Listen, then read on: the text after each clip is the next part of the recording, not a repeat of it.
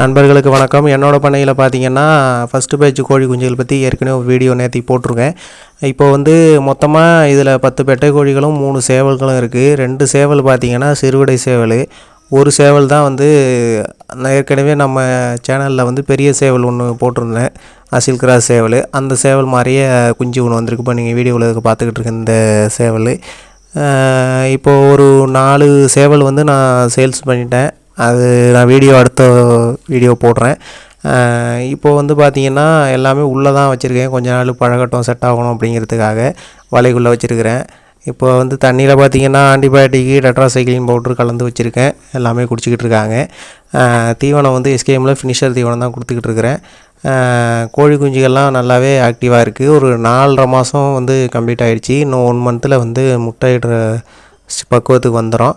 இதை பற்றி தொடர்ந்து நான் அடுத்தடுத்த வீடியோ போடுறேன். நம்ம சேனலை சப்ஸ்கிரைப் பண்ணுங்கள்.